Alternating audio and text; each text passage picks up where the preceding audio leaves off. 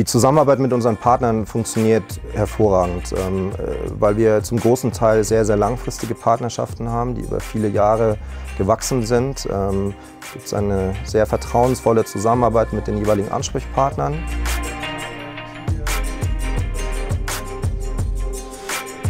Die Marketingtage sind circa so in den letzten 4 Jahren entstanden. Wir haben uns kontinuierlich diesen Prozess angeschaut, wie wir den weiter optimieren können. Von daher haben wir uns mit der Umsetzung, der Planung und der Organisation grundsätzlich intensiv beschäftigt und aufgearbeitet. Der Hintergrund ist, dass einfach alle Parteien, egal ob es unsere Partner sind, der Verein, einfach auch interne Abteilungen, aber auch die Mannschaft planen können. Jeder hat Planungssicherheit, auch eine gewisse Verlässlichkeit. Und ich glaube, dass wir das einfach über die letzten Jahre fast zur Perfektion herausgearbeitet haben. Und ich glaube, wir sind alle sehr, sehr happy, dass es jetzt die Marketingtage in dieser Form gibt. Unsere Aufgabe im Partnermanagement ist es, die Marketingmaßnahmen unserer Partner bestmöglich und erfolgreich zu gestalten und gleichzeitig sicherzustellen, dass wir die Belastungen für unsere Spieler abseits des Platzes minimieren und damit die besten Voraussetzungen für sportlichen Erfolg zu schaffen.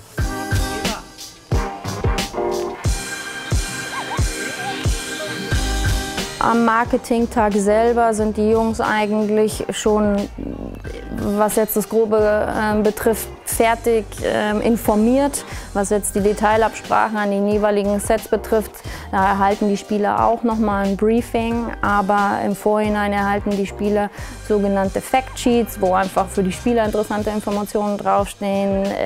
Wo wird geshootet oder ein Videodreh gedreht, wie lange dauert dieser Termin, welchen Dresscode sie haben. Auch der Inhalt ist für die Jungs immer sehr interessant. Also die Jungs, die gehen nicht unvorbereitet in die Termine und fordern auch Informationen ein, weil auch die Jungs immer professioneller werden und sich einfach selber auf diesen Termin vorbereiten möchten.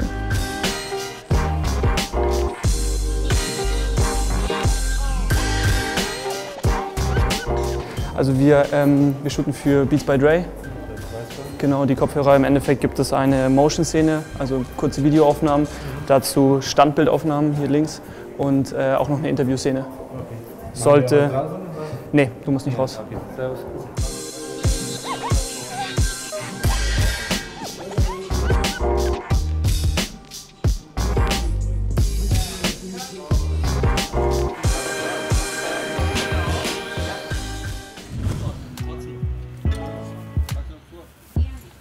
Fahrt ihr?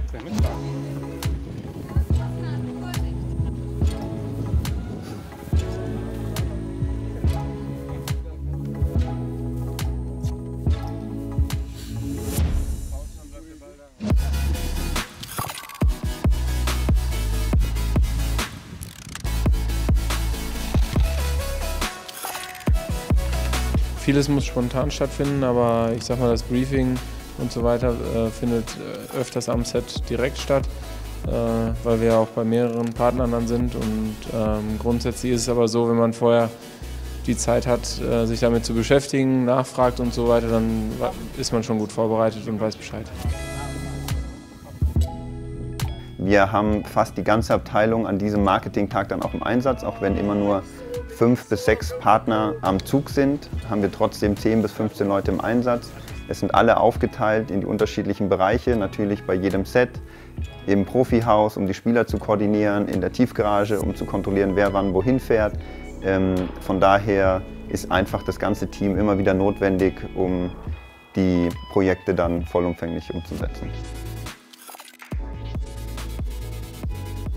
Grundsätzlich ist es schon so, dass man sich ein bisschen abhetzt. Wir haben ja gerade kurz auf der Sebener nach dem Training geshootet und jetzt bin ich hier rüber gefahren zur Allianz Arena und hier geht es jetzt gleich weiter für mich und ja, da stehen natürlich immer die nächsten Leute schon in den Startlöchern, nehmen dich in Empfang und wollen natürlich, dass alles nahtlos ineinander übergeht. Die meisten Partnerschaften, die bestehen ja schon länger mit den jeweiligen Sponsoren und dem FC Bayern. Deshalb ist es so, dass ein Spieler, der schon länger beim FC Bayern jetzt auch unter Vertrag steht und für Bayern spielt, Da hat er schon Berührungen gehabt mit dem einen oder anderen Partner und deshalb kennt man sich am Set und ist auch vertraut mit dem jeweiligen Sponsor. Ich glaube, dass ja auch die Spieler selber dieses Thema schon ganz anders verstehen, als sie das noch vor Jahren gemacht haben. Aber der Fußball ist halt mittlerweile auch einfach ein Wirtschaftsbereich. Man sieht natürlich die Mannschaft, aber auch jeder Spieler einzeln. Das sind ja mittlerweile eigentlich heute individuelle Marken, so verstehen die sich auch. Deswegen ist das Verständnis in jedem Fall da.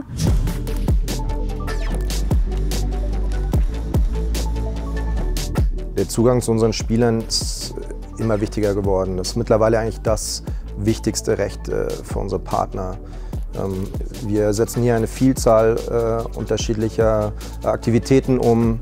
Werbedrehs, Contentproduktionen, klassische Produktkommunikation, Maßnahmen, die sich an sehr breite Zielgruppen richten, Maßnahmen, die sich an sehr spezifische, spitze Zielgruppen richten. Normal verläuft so aus, dass wir als Firma erstmal eine grobe Ausrichtung haben, wo wir hingehen wollen, was wollen wir bewerben, welchen Konsumenten wollen wir ansprechen. Und dann schauen wir natürlich, wie passt es mit dem Bayern-Fan zusammen. Also das allererste ist mal, wir müssen definieren, wen wollen wir denn überhaupt ansprechen. Wenn wir das zusammen mit Bayern definiert haben, dann geht es dann an das Konstrukt, was wollen wir denn in dem Jahr für eine Nachricht senden an die Fans, das für uns extrem wichtig ist.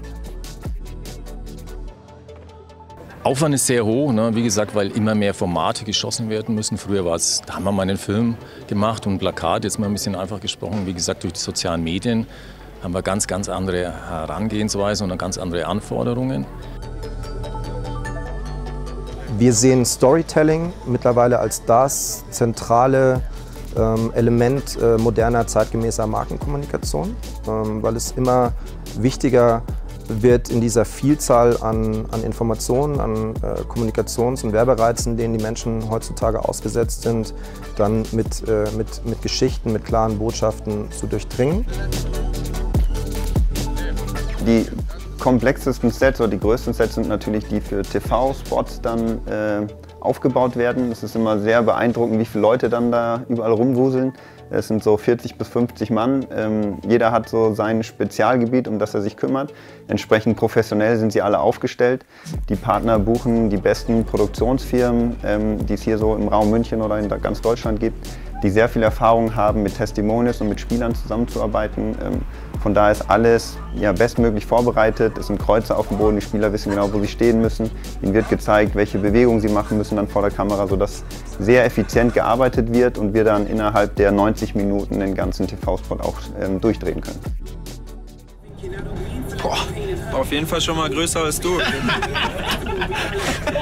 Aber mal im Ernst, ist das ein Torhüter oder ist das ein Feldspieler? Mit über 2 Meter? Psst. Leute, die werden sich schon was dabei gedacht haben. Nee, ich will das jetzt wissen.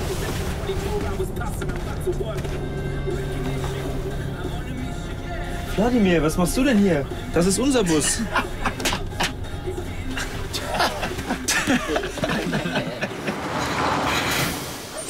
Egal, Hauptsache Bayern.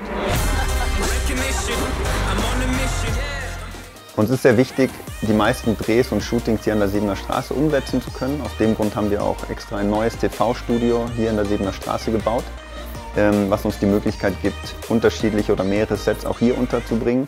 Im Sommer ist es auch möglich, auf den Plätzen zu shooten. Wir haben unterschiedliche Räumlichkeiten, die man auch nutzen kann. Wenn es zum Beispiel in den Storyboards wichtig ist, dass man im Spielertunnel dreht, in der Kabine dreht, dass das Stadion irgendwie auch zu sehen ist, dann drehen wir natürlich auch in der Allianz Arena, selbstverständlich.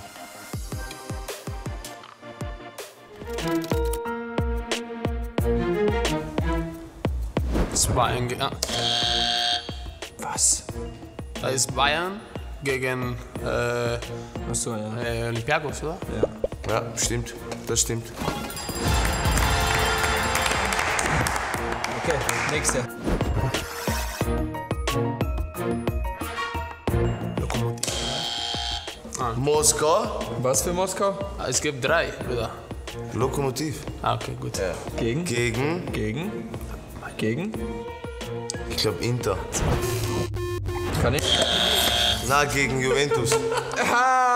Also darf man, wenn man falsch sagt, darf man dann einfach nochmal revidieren. Verstehst? Ich möchte gern drücken. Warum? Was? Erstmal wusstest du nicht, was für in Moskau. Dann hast du Was, hab ich nicht gewusst? Dann hast du Inter gesagt. Wie kannst du sagen, ich hab's nicht gewusst? Ich hab's nicht gesagt. Schiri, sag was Gescheites jetzt. Sag was. Also ich würde auch sagen, Juve gegen Spartak. Das ist falsch. Nee, was sagst du? Ich sag. Ach so, andersrum, oder? Juve gegen Lokomotiv. Ja, Lokomotiv, ja klar. Spartak. Mann. Aufgrund der sehr guten Zusammenarbeit und der Planung, die wir über die gesamte Saison machen, haben wir eine super Übersicht, welcher Spieler war jetzt bei welchem Partner. Es gibt immer so ein paar Wunschkandidaten und da versuchen wir einfach über die Marketingtage hinweg, über die Saison hinweg, die Partner zufriedenzustellen, Wünsche zu erfüllen.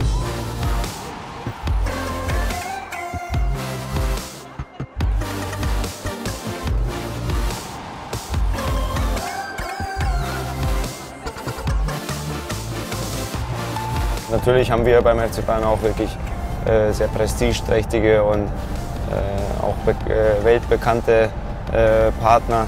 Mit der Telekom haben wir natürlich jetzt zum Beispiel eine langjährige Verbindung. Also ja, da war ich noch Fan, da gab es die Partnerschaft schon. Und auch bei den Pokalfeiern in Berlin waren wir jetzt schon ja, eigentlich jedes Mal beim Telekom-Empfang. Und da hat man natürlich schon auch eine gewisse Beziehung, auch vielleicht zu den handelnden Personen und so. Und also das ist schon ein ganz gutes Verhältnis. Das ist für uns natürlich ein Hauptteil auch der Zusammenarbeit. Ja, dass wir eben nicht nur über das Trikot das T transportieren, sondern dass wir auch über die Spieler, über die Stars halt transportieren. Hier gibt es eine Verbindung und so entsteht halt so ein Tag. Wir stimmen uns ab, wann der Thomas hier ist. Und das ist natürlich für uns eine Riesenchance dann, wenn der Thomas oder auch der Manuel Neuer oder Philipp Lahm waren ja auch schon hier, wenn die uns dann besuchen. Ja, für uns ist das hier wie Champions League, das ist unser Finale.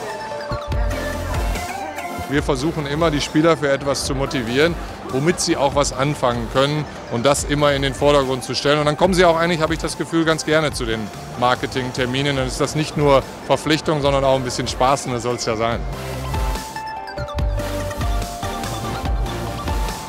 Ich glaube, es hat sich schon verbessert in den letzten Jahren. Dadurch natürlich einfach auch, dass man mit der Routine auch dazulernt.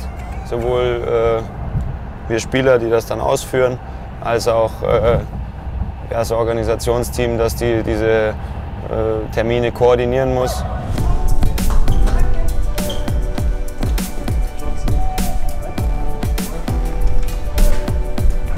Service hier. Wir sind als Team hier im Bereich Corporate Partnerships über die letzten Jahre deutlich gewachsen. Das war auch absolut notwendig, die Strukturen hier anzupassen, zu professionalisieren, um sicherzustellen, dass wir eben den bestmöglichen Job für unsere Partner in der tagtäglichen Zusammenarbeit liefern können. Wir haben dezidierte Ansprechpartner im Partnermanagement. Das ist ein Team, das mittlerweile 15 Kolleginnen und Kollegen umfasst, die tagtäglich mit unseren Partnern zusammenarbeiten. Der Prozess von der sportlichen Abteilung her wurde sehr gut angenommen, haben wir sehr gutes Feedback bekommen und von daher ist da der Austausch sehr intensiv. Wir haben uns das angeschaut, wie wir damit umgehen. Grundsätzlich haben dann entschieden, dass sich eine Person bei uns im Team diesem Thema annimmt und eben die Kommunikation zu Kathleen auch übernimmt. Von daher setzen die beiden sich regelmäßig zusammen und einfach Schritt für Schritt diese Marketingtage zu definieren. Und von daher läuft das so über die Saison hinweg, dass wir immer wieder neue Termine festlegen können, um dann auch den Partnern einige Monate vorher Bescheid geben zu können, wann sie wieder den nächsten Zugriff auf die Spieler bekommen. Wir haben einen ständigen Austausch mit der Sponsorenabteilung und aufgrund dieser ganz engen Kommunikation haben wir ein Vertrauensverhältnis aufgebaut, ein sehr gutes Vertrauensverhältnis, aber vor allen Dingen auch Verständnis für den Gegenüber und das finde ich eigentlich fast noch wichtiger. Ich würde sagen, ihr plant hier mit 21., 22. Januar, 28., 29. Januar, 11., 12. Februar. Und ja, bis dahin muss die neue Kollektion da sein. Und wie ihr dann das aufsplittet, also das könnt ihr machen. Nur wir müssen, weil im März, April hängt es einfach vom sportlichen Erfolg ab, ob wir einen weiteren Marketingtag machen können oder nicht. Best Case, wir machen keinen. Ja? Das heißt, einfach wieder im Mai. Folglich müsst ihr hier durch sein, im Januar, Februar mit der neuen Kollektion. Genau.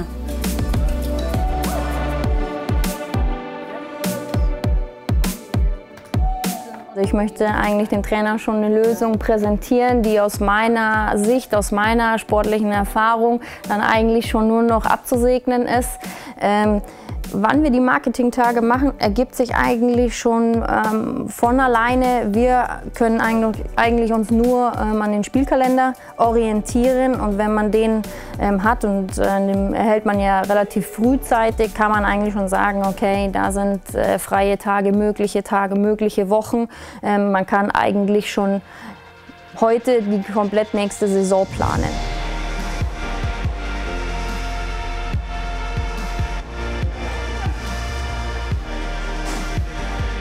Vertrauen ist extrem wichtig in diesem Zusammenhang. Das ist wichtig, damit wir sicherstellen können, dass unsere Partner mit einem guten Gefühl in die Planung gehen, dass sie wissen, wir werden alles dafür tun, dass ihre Ziele bestmöglich erreicht werden. Wir gleichzeitig aber auch das Vertrauen unseres Teammanagements, unserer sportlichen Leitung bekommen, weil der Sport immer Priorität haben wird hier bei uns beim FC Bayern.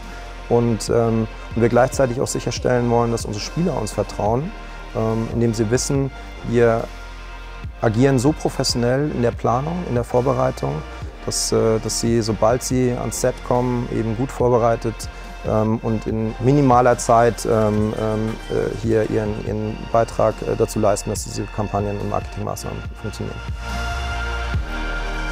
Wir sind schon lange zusammen, ne? Und das ist immer wie ein bisschen mit dem alten Ehepaar. Wir wissen genau, was der andere tut. Jetzt kann man natürlich sagen, dass sich sowas über die Jahre hinweg vielleicht ein bisschen mehr einspielt.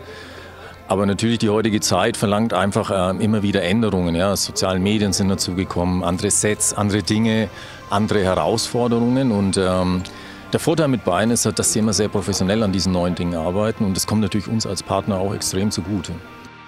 Der Level an Professionalität ist unglaublich hoch und der muss auch so sein, dass wir in dieser kurze Zeit in Anführungszeichen der Profis, wo wir die Profis zur Verfügung haben, auch das bekommen, was den Fan anspricht und den Konsumenten am Ende des Tages anspricht und auch die richtige Nachricht zu transportieren.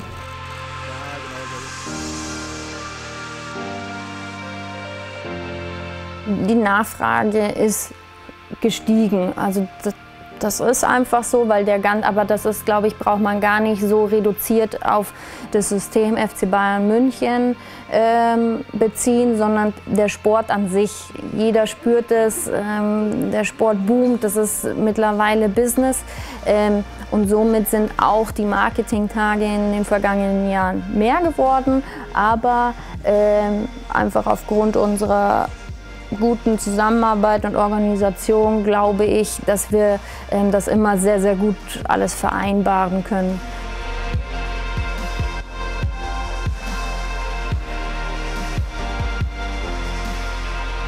Wir sind davon überzeugt, dass das besonders dann funktionieren kann, wenn es uns gelingt, sehr professionell, sehr, sehr glaubwürdig aufzutreten. Das ist sehr, sehr wichtig, natürlich zu sein und positiv, sympathisch aufzutreten.